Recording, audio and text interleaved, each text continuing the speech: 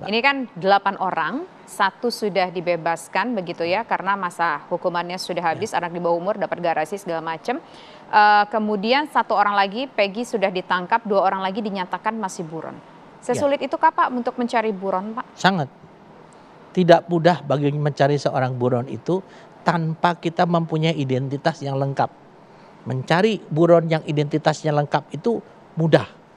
Bahkan kalau ke luar negeri pun melalui Diphub Inter kita bisa minta ke Lyon ya, dari pusat kepolisian dunia, itu kita bisa menyebar namanya red notice. Tapi harus dilengkapi dengan foto. Tapi kalau hanya berdasarkan katanya, polisi juga nggak berani sembarangan masang foto orang. Yang ini mungkin orang bilang kok nggak pakai foto. Nah katanya, kalau katanya kan bisa saja salah, bisa saja itu memang ada si DPO-nya tuh, bisa saja tidak ada. Kita tunggu aja perkembangan Polda Jabar. Kalau memang tidak ada, Polda Jabar akan mengatakan ternyata yang katanya 8 orang tersangka ini tidak ada. Ya itu tadi saya sampaikan Pak. Kalau saya melakukan kejahatan, saya akan berusaha bagaimana caranya supaya meringankan kejahatan saya. Atau bahkan mengaburkan dengan cara apa? Oh ada si Anu yang ini. Padahal belum tentu orang itu ada.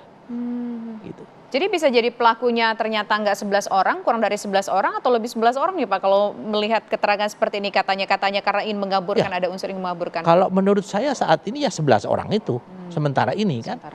Jadi kalau namanya memang 3 orang ini ternyata tidak ada, ya 8 orang itu pelakunya. Sekarang udah ada 1 orang kan, berarti 9 orang pelakunya. Kalau ada nanti lagi ketangkep 2 orang, ya berarti 11 orang. Tapi kan tidak ada saksi yang mengatakan jelas berapa orang pelakunya.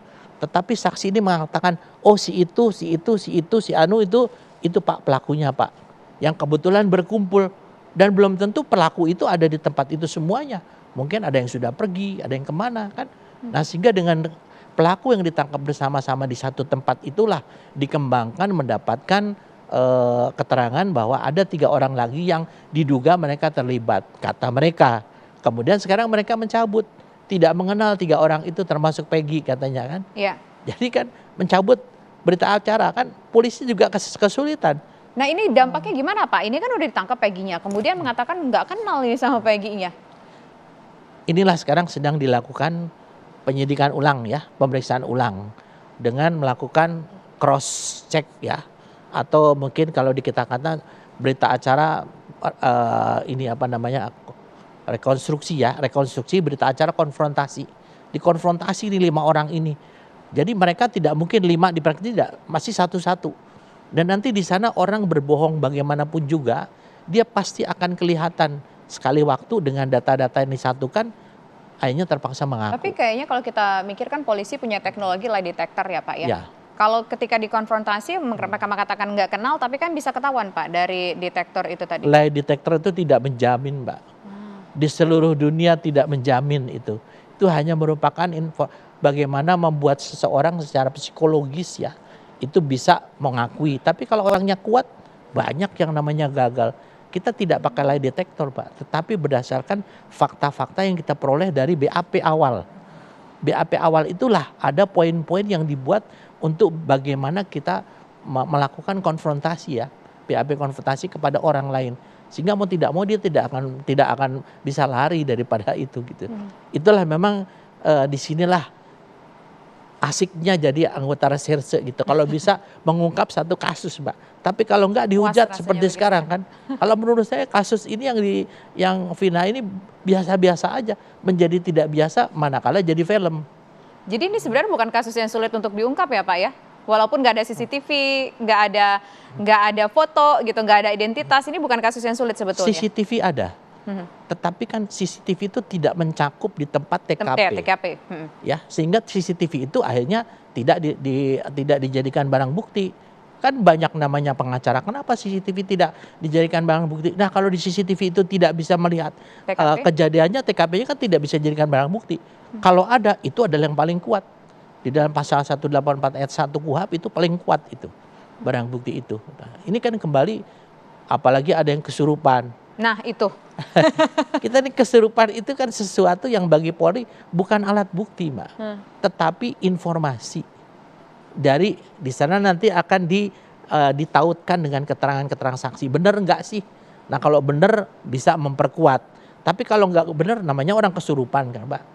Nah, Jadi sebenarnya kalau soal bicara ini kan juga semakin menarik kasus ini di publik adalah ketika ada beredarnya satu film yang baru saja rilis beberapa waktu yang lalu. Kemudian yang kedua adalah soal video kesurupan, suara audio kesurupan itu. Ini bisa jadi materi untuk menguatkan polisi tidak? Atau bisa dijadikan sesuatu yang bisa berbau saintifik tidak Enggak, untuk penelitian? sama sekali enggak. Oke. Itu hanya informasi. Oh, orang itu dipukulin, bener emang orang itu dipukulin kan? Ya. Yang betul-betul secara scientific crime investigation CSI itu adalah hasil daripada autopsi. Itu yang tidak terbantahkan. Ya, pengacaranya mengatakan, Pak, waktu pertama itu kan pengacaranya Saka ya, kan ada apa namanya kaos, tidak ada bolongan.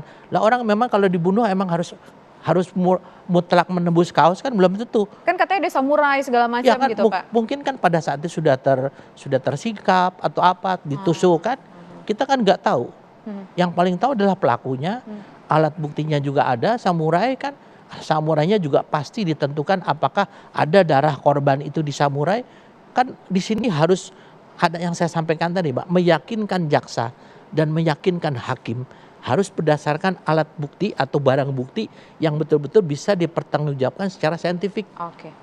Jadi kalau misalnya orang dia cuma bawa samurai, oke. Dari samurai kan dilihat, oh ternyata ada bekas darah. Setelah dicek oleh ahli-ahli forensik, oh ternyata darah ini cocok dengan darah korban. Samurai ini dipegang oleh saya, berarti saya adalah pelaku penusukan. Itu yang memang dilakukan oleh penyidik daripada Polres Cirebon sama ini.